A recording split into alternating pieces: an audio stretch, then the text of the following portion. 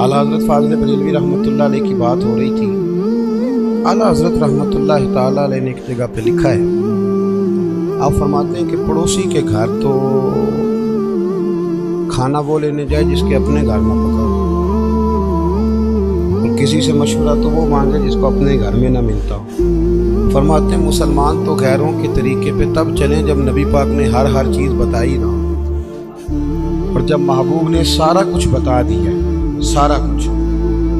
بچہ پیدا ہوگا تو آپ اس کا عقیقہ کریں گے، اس کے سر کے بال اتروانا اور ان کی وزن کے مطابق چاندی کو خیرات کرنا، 7ویں دن نام رکھنا، یہ ساری چیزیں حضور نے بتائی۔ اس کے کان میں اذان دینا، اس کو گٹی دینا۔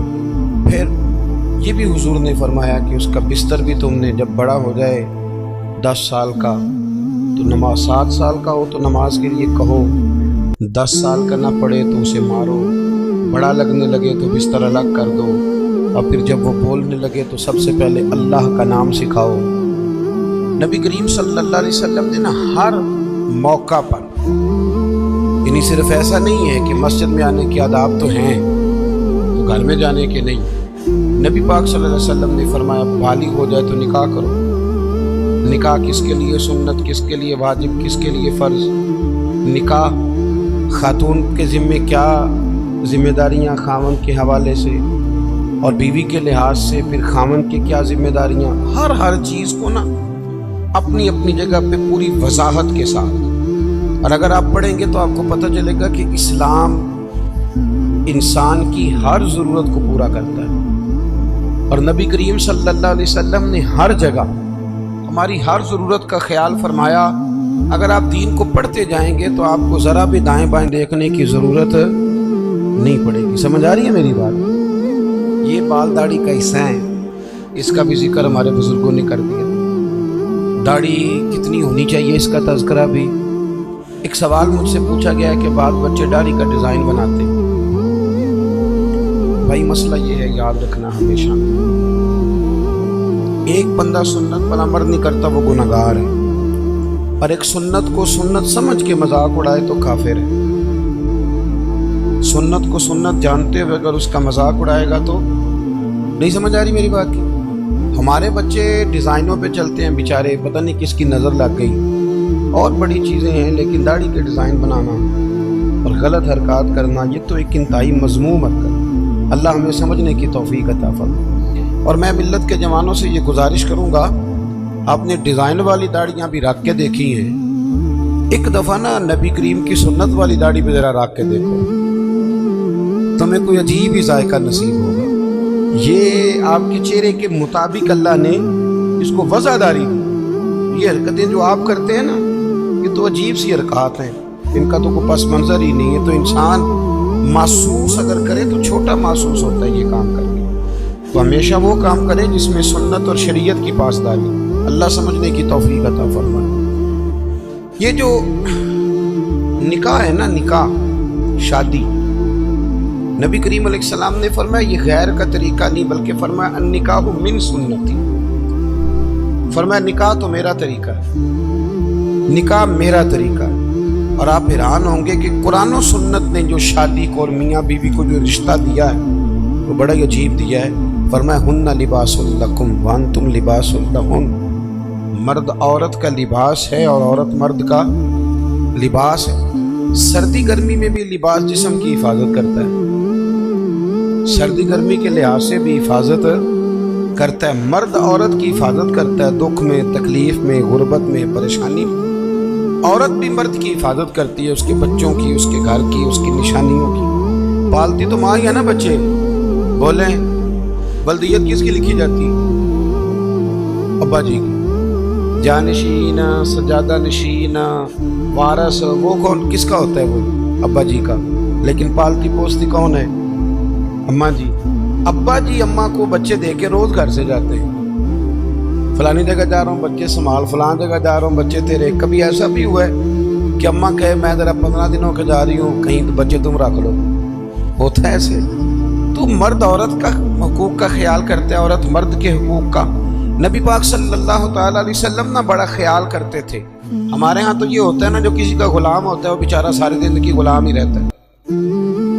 وزیر صاحب بھی، پیر صاحب بھی خدمت کراتے رہتے ہیں ساری زندگی، لیکن اس بیچارے کا خیال نہیں کرتے۔ میں اکثر کہا کرتا ہوں کہ جب تک کسی پیر کے آستانے پہ جھاڑو دے تب تک تو منظور نظر مرید ہوتا ہے، اور اگر اس بیچارے پہ قرضہ چڑھ جائے تو پیر صاحب کہتے ہیں یہ اس کا ذاتی معاملہ ہے۔ جب تیرے گھر میں جھاڑو دے رہا تھا پھر ذاتی معاملہ نہیں تھا؟ جب تک وہ ایم پی اے کے پوسٹر چھپوا رہا ہو، ساری ڈیوٹیاں کر رہا ہو، تب تک تو وہ سیاسی کارکن، اور اگر اس بیچارے کے گھر میں غربت آ جائے، اس پہ کوئی مقدمے بازی ہو جائے، کہیں الجھ جائے، تو پھر کیا کہتے ہیں اس کا ذاتی۔ اب کیسے ذاتی معاملہ ہو گیا؟ میرے عزیز، میرے محبوب کریم علیہ السلام کا طریقہ مبارکہ تھا، کسی پہ قرضہ چڑھتا تو حضور اس کا بھی خیال کرتے، کوئی بیمار ہوتا تو حضور تیمارداری کرنے جاتے۔ کیا خوبصورت لفظ ہیں بخاری کے۔ حضور نے فرمایا میرا کوئی امتی انتقال کر جائے، اگر پیسے چھوڑ کے جائے، ترکہ چھوڑ کے جائے، مال چھوڑ کے جائے، تو فرمایا اس کے وارثوں میں بانٹ دینا، لیکن اگر اس کے ذمے قرضہ ہونا تو میرے پاس آ جانا، میں اپنے امتی کا قرض ادا کر دوں گا، میرے پاس آنا، میں قرضے دوں گا۔ یہ محبوب کریم نے بیان۔ تو حضور نے ذرا خیال کر توجہ۔ حضرت ربیعہ بن کعب یہ نہ نبی پاک صلی اللہ علیہ وسلم کو وضو کراتے تھے، پر مزے کی بات ہے وضو بھی تہجد والا کراتے تھے۔ کون سا جی؟ بول کے بتائیے، سمجھ آ رہی ہے آپ حضرات کو؟ کون سا وضو کراتے تھے؟ تہجد کا وضو کراتے تھے۔ یہ وہی ہیں جن سے حضور نے فرمایا چل ربیعہ کچھ مانگ لے۔ بڑے سیانے تھے، کہنے لگے یا رسول اللہ جنت میں وہ والا مکان چاہیے جس کے پڑوسی آپ ہوں، جس کے پڑوسی آپ، وہ والا مکان۔ ایک دن نا نبی کریم صلی اللہ علیہ وسلم نے ان سے فرمایا ربیعہ شادی کیوں نہیں کرتے؟ ربیعہ بولیے۔ مجھے ایک صاحب ایک دفعہ مل گئے، کہنے لگے مینوں میرے حضرت صاحب ڈکیا سی بیاہ نہ کری۔ میں کہوں نا آپ کیتا ہے کہ نہیں؟ دو کیتے ہیں، تو میں کہ تینوں کل ہی ڈکیا سی۔ عجیب فلسفہ ہے نا، یعنی کسی اور کے لیے فقر کا حکم ہے، ہمارے لیے یہ کس قسم کی فقیر؟ عجیب مزاج ہے نا یہ۔ یہاں تو کوئی مقاصد ہو، اللہ تعالیٰ سمجھے، سمجھنے کی توفیق عطا فرمائے۔ اللہ تعالیٰ ہمیں توفیق دے کہ ہم اس بات کا خیال کریں، لیکن مزاج ہے ہمارا۔ بہرحال آمدام برسر مطلب حضور نے فرمایا ربیعہ شادی کیوں نہیں کرتے؟ تو کہنے لگے یا رسول اللہ نہ تو دولت ہے، نہ مال ہے، نہ گھر ہے، حضور نہ نوکری ہے، اور پھر رنگ روپ بھی کوئی نہیں، میرا روپ بھی نہیں تو میرا رنگ بھی نہیں، تو میں نو یار مناؤن دا ڈنگ بھی نہیں۔ حضور کچھ پتہ ہی نہیں، کون مجھے رشتہ دے گا؟ حضور خاموش ہو گئے۔ دوسرے دن پھر وضو کرانے آئے تو محبوب نے پوچھا ربیعہ شادی کیوں نہیں کرتے؟ عرض کرتے ہیں کہ یا رسول اللہ نہ گھر مکان، نہ جائیداد، نہ کوئی اور شے، کون رشتہ دے گا؟ حضور علیہ السلام خاموش ہو گئے۔ ایک بڑی خوبصورت بات لکھی ہے صاحب سیرت النبویہ ڈاکٹر احمد عبدالرزاق، وہ لکھتے ہیں کہ حضرت ربیعہ بن کعب کہتے ہیں جب دوسرے دن بھی میں نے منع کر دیا نا تو میرے دل میں خیال آیا ربیعہ تو بڑا عجیب آدمی ہے، جب نبی پاک فرماتے ہیں شادی کر لے، سمجھ آ رہی ہے نا آپ کو؟ حضور فرماتے ہیں شادی کر لے تو یہ دلیلیں کیوں دیتا ہے؟ تجھے تو چاہیے تو کہہ دے حضور جیسے دل کرتا ہے ویسے کر لے۔ ایک غلام کے لیے حضور بندوبست کر، جیسے دل کرے ویسے۔ کہتے میں تیسرے دن ارادہ کر کے گیا کہ آج حضور نے پوچھنا ہے تو میں نے بتا دینا، پر سارا ہی وضو ہو گیا، اللہ کے نبی نے پوچھا ہی نہیں۔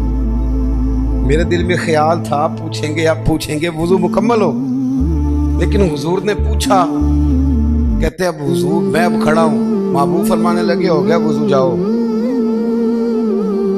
فرماتے ہیں میں پلٹ کے دیکھتا ہوں، دروازے سے باہر گزرنے لگا نا تو ایک دفعہ میں نے پھر پلٹ کے دیکھا، محبوب اپنے معاملات میں مشغول تھے۔ جب میں پیر باہر رکھنے لگا تو آواز دی اور مسکرا کے آواز دی۔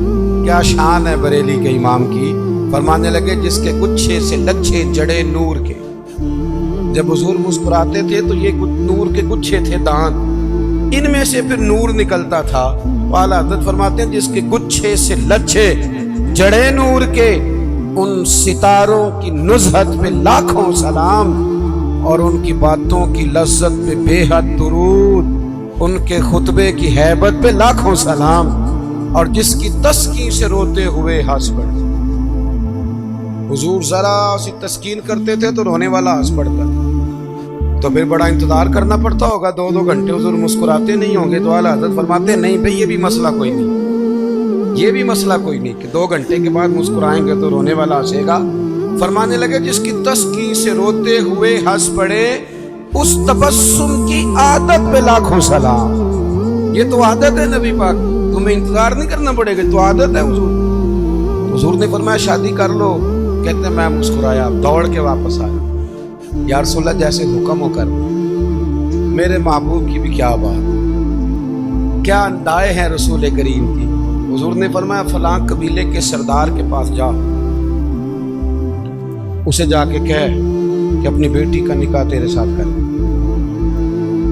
آپ فرماتے میں گیا، سلام لی، اندر داخل ہوا، انہوں نے بلایا، میں نے کبھی حضور نے بھیجا، اور محبوب نے کہا اپنی بیٹی کا نکاح میرے ساتھ کر دو۔ حضرت ربیعہ بن کعب رضی اللہ تعالیٰ عنہ فرماتے ماں نے اس کے باپ کی طرف دیکھا، اس لڑکی کے باپ کی طرف، اور لڑکی کے باپ نے ماں بڑی جو ہے وہ فکر ہوتی ہے لڑکی کے ماں باپ، دونوں نے ایک دوسرے کی طرف دیکھا تو انکار نہیں کیا کہ میں نہیں ہم نے نہیں رشتہ دینا، بلکہ لڑکی کا والد کہنے لگا کہ محبوب سے عرض کرنا میں آؤں گا، میں خود آ کے حاضری دوں گا، ان سے عرض کرنا میں آؤں گا۔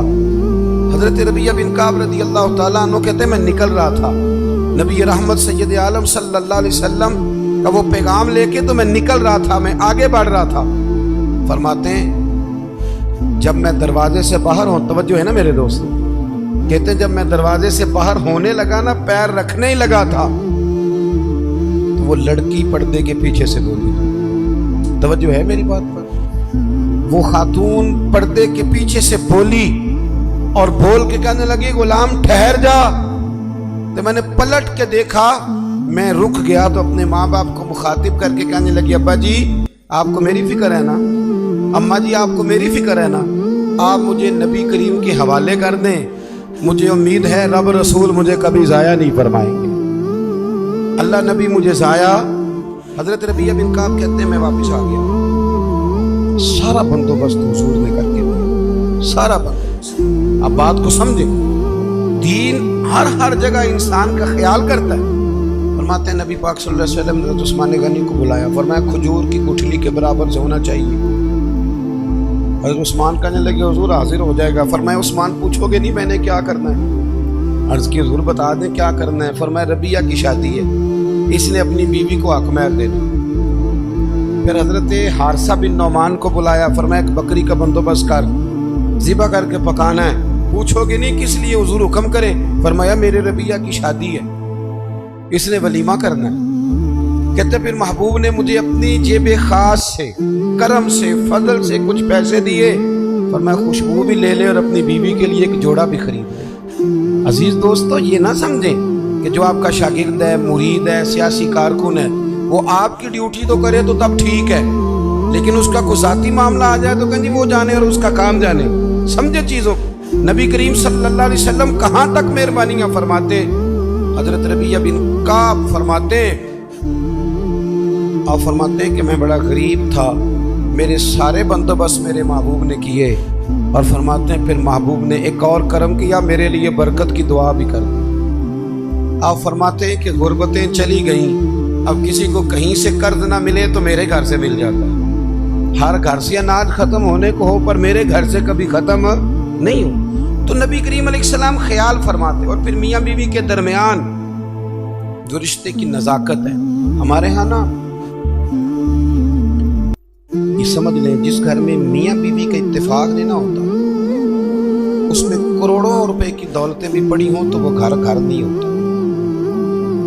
وہ اذیت گاہ بن جاتا۔ جتنا مرضی آپ کہیں میں بیوی کی پرواہ نہیں کرتا، یہ کیسے ہو سکتا ہے؟ اس کے ساتھ گھر وابستہ ہے۔ میاں بیوی کا کسی گھر کے اندر رویہ آپس میں بہت اچھا ہو تو دولت کم بھی ہو، وسائل تھوڑے بھی ہو، پھر بھی گزارا صحیح ہو جاتا ہے۔ گھر کے اندر میاں بیوی کا آپس میں تعلق، طبقات ابن سعد میں صاحب طبقات نے لکھا ہے کہ جب نبی پاک علیہ السلام نے سیدہ طیبہ طاہرہ حضرت فاطمہ الزہرا رضی اللہ تعالیٰ عنہ کا نکاح مولا کائنات شیر خدا حضرت علی المرتضیٰ سے فرمایا نا، پتہ حضور نے کیا کیا تھا؟ دونوں کے سرے अक़दस जोड़ के ना, तो नबी पाक ने उन दोनों की मोहब्बत के लिए दुआ फरमाई, ए अल्लाह इनके दरमियान मोहब्बत रख। हमारे यहाँ भला क्या होता है, मर्जी से शादी की, मर्जी से रिश्ता तलाश किया, ठीक 15 दिनों के बाद अम्मा को नुक्स नजर आने शुरू हो गए, और ठीक 15 दिन के बाद उनको भी अपने दामाद में नुक्स नजर आने लगते हैं। जब आप दो जुमले कह देते हैं ना खामद को कि तेरी बीवी ठीक नहीं, तो आया था, चाहिए था फटाफट पानी देती, पर उसने तो तवज्जो ही नहीं की, तो आप तो एक जुमला कह के चले गए, उन्होंने तो 24 घंटे इकट्ठे रहना है। खामद को ये पट्टी पढ़ा दी, और जब बेटी गई मेके तो फटाफट उसकी अम्मा ने कहा ओहो कितनी कमज़ोर हो गई है मेरी बेटी, लगता है खाने को नहीं देती, यहाँ मैंने कितने लाडों से रखी हुई, ये तरीका ठीक नहीं। इब्न हजर अस्कलानी हदीस लाए, मेरे नबी पाक अलैहिस्सलाम ने फरमाया वो लानती है जो बीवी को मर्द के खिलाफ उकसाता है और मर्द को बीवी के खिलाफ, मलऊन है वो शख्स। इनके दरमियान प्यार पैदा करें, इनमें मोहब्बत होगी तो घर सुखी रहेगा। सरवरे कायनात सल्लल्लाहु अलैहि वसल्लम को पैगाम आया, साहिब तबकात ने लिखा है, पैगाम आया, पता चला कि किसी बात में ना मौला कायनात और सैयदा फातिमा ज़हरा रदी अल्लाह ताला अन्हा में किसी बात में शक्ल रंजी हो गई, मोहब्बत के साथ कोई बात आगे बढ़ गई, हुजूर तशरीफ लाए।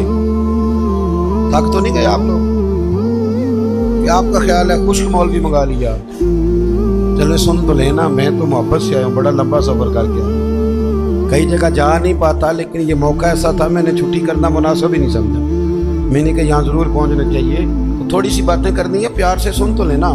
आप तो घूर रहे हैं मुझे बीच बीच में से, ये किस तरह की तकरीर कर रहा है, अल्लाह आपको जज़ाए खैर।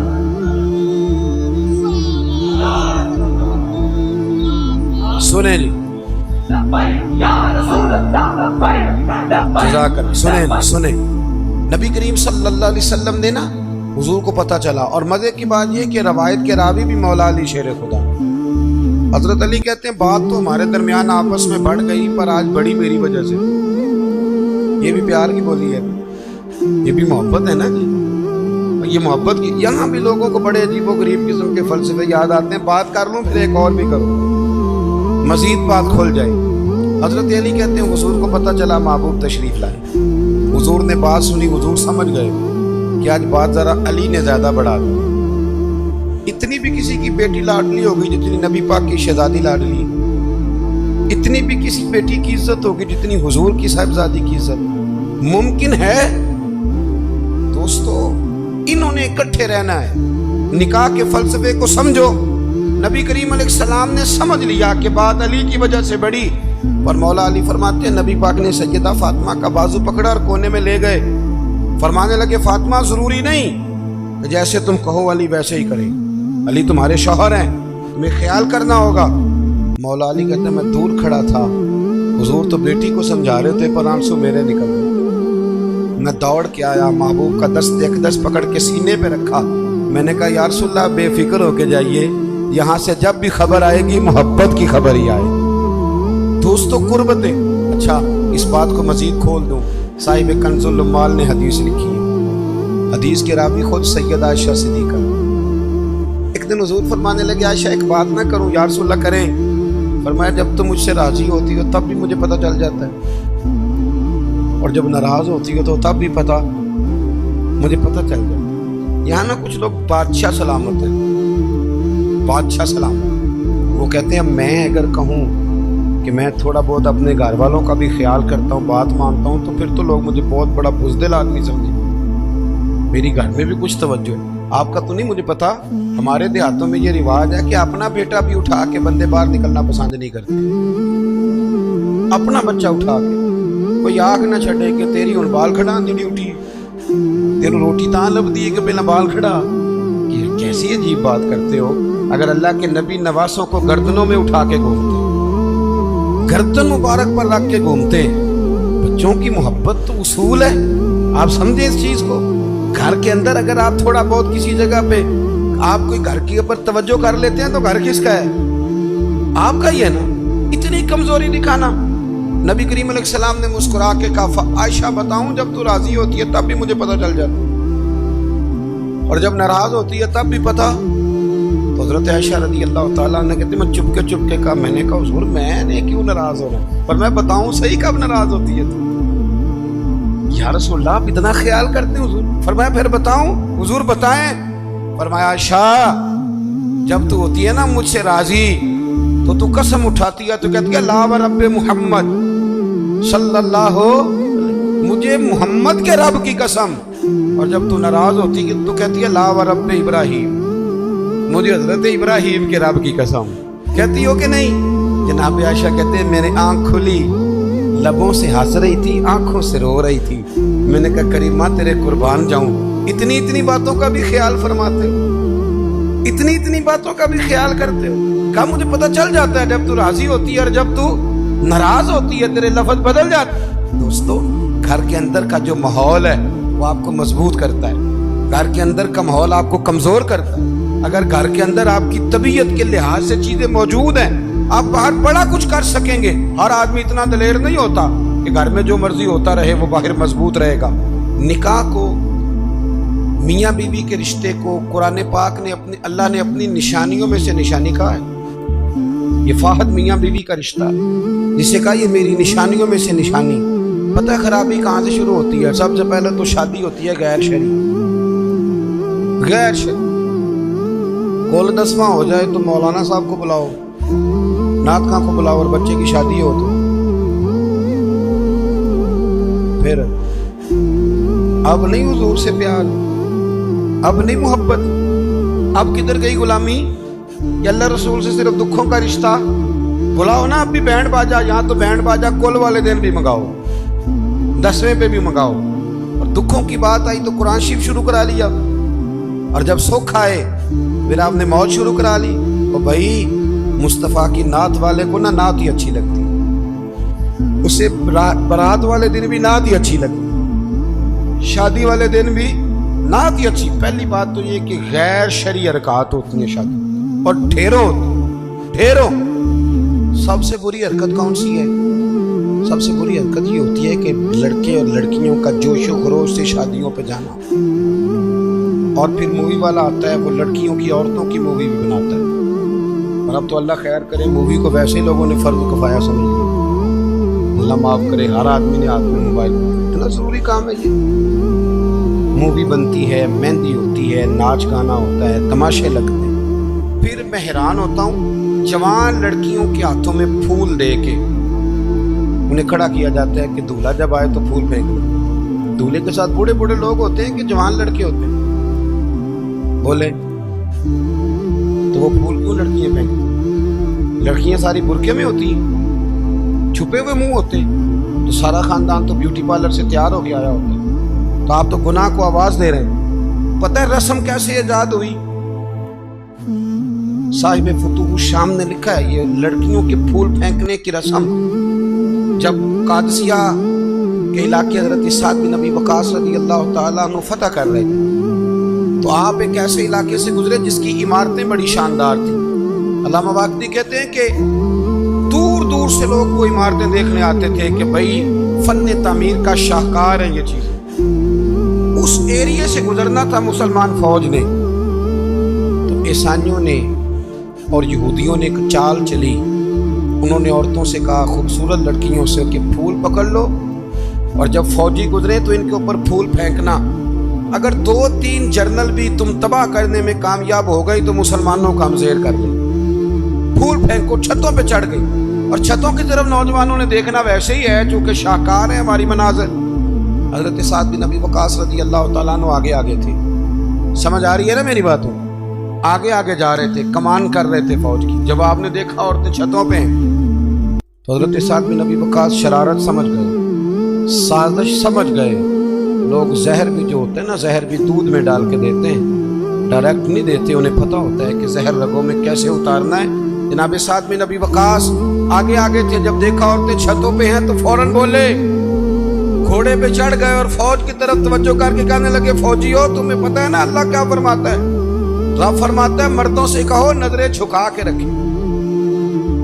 نظریں کون بلا جی؟ مومن مرد۔ قرآن مجید نے حکم دیا کہ مومن مرد نظریں، اس کا مطلب ہے مرد وہ نہیں ہوتا جو اکڑ اکڑ کے چلے، مرد تو ہے ہی وہ قد اونچا ہو نظریں جھکی ہوئی۔ مرد کہتے ہی اسے मर्दों से कहो नजरें झुका के रखें। 10,000 फौज थी, औरतें फूल फेंकती नहीं। 10,000 फौजी गुजर गया, पर एक ने भी नजर उठा के नहीं देखा। जब सारे गुजर गए तो उन औरतों ने प्लेटें फेंकी और कहने लगी, ओ बेशर्मो यहूदी और ईसाइयों, तुम किस तरह के लोग हो, अपने मकासद के लिए बहू बेटियों को इस्तेमाल करते हो, और ये कितनी शान वाले हैं। एक आयत सुनी है, नजरें झुका ली हैं, तुम भी गलत हो, तुम्हारा तरीका भी गलत है। आज के बाद हम मदीने वाले रसूल का कलमा पढ़ेंगे, आप मुसलमान हुआ करेंगे। और हमारे यहाँ शुरू उन्होंने की थी, और अल्लाह खैर फरमाए, रंग हमने पकड़ लिया उसका। हमारे यहाँ औरतें फूल फेंकती, बुजुर्ग नहीं फूल फेंक सकते, नौजवान नहीं फेंक सकते। खुदा का खौफ करें। और फिर मर्द औरतों का इख्तलात होता है, और फिर उससे आगे शादी के बेपनाह खर्चे, बेपनाह कर्जा उठा के शादियां करते हैं। निकाह में तो 2 आदमी जाएंगे, 2 जोड़े जाएंगे। और मैं आपको एक शरई हुक्म बताता हूँ, आपका सगा भाई, इधर देखो मेरी तरफ, सगा भाई अपने बेटे की शादी पे अगर आपको न बुलाए तो उससे नाराज होना जायज नहीं। तुझे मेरे नाल भी होगा। ओ भाई, सगा भाई भी अगर अपने बेटे की शादी पे न बुलाए तो उसकी मर्जी है, न बुलाए चाहे ना बुलाए, उससे नाराज होना जायज है। तो आपको तो मंगनी में ना बुलाएं तो नाराज होगा। और अगर कोई कार्ड भेजते ना सिर्फ वलीमे का, कहते ने वो वलीमे ते भी वही जान के जेडे जाने नाल गए सन, असी सिर्फ वलीमे ते कोई फर्ज है आपका जाना। हाँ, हुजूर ने हुक्म दिया है वलीमे की दावत दे तो जरूर जाया करो, लेकिन इसके इतने ज्यादा खर्चे हमने कर दिए। हमारे बच्चे, अब नाराज ना होना, गुनाह इसलिए आम हो गया कि हमने निकाह मुश्किल कर दिया। निकाह मुश्किल हो गया। अगर हम इसके अखराजात कम करें, मैं शादियां देखता हूं, मुझे लगता है इतने पैसों में 6 शादियां हो सकती हैं। कर्जा उठा के शादी कर ली, 15 दिन नहीं गुजरते तो पैसे लेने वाला आ जाता, वो कहता मेरे तो रखना पहले। तो वो बच्चा बेचारा, उसने क्या शादी के बाद खुश रहना, वो तो कर्जे अदा कर, घर में लड़ाई पड़ी हुई, 1 महीना पूरा बीबी जेवर नहीं बेचारी पहन सकती, वो सारा कर्जे में चला जाता है। गलत काम करते हैं हम। सुनो, हजरत अब्दुर्रहमान इब्ने औफ रज़ी अल्लाह ताला सहाबा में सबसे अमीर आदमी, सबसे अमीर। ये बुखारी में हदीस है, फजर की नमाज ना उन्होंने नबी करीम अलैहिस्सलाम के पीछे पढ़ी, सफेद कुर्ता पहना था तो उसको जर्द रंग का दाग लगा हुआ था। तवज्जो है ना मेरी बात? सफेद कुर्ता और जर्द रंग का दाग। नबी पाक सल्लल्लाहु अलैहि वसल्लम ने कहा, ये अब्दुर्रहमान ये क्या है? अर्ज की, या रसूलल्लाह, मैंने रात को निकाह किया था, खुशबू लगाई थी तो वो दाग रह गया। हुजूर ने तो कोई उस पर इसरार नहीं किया कि यार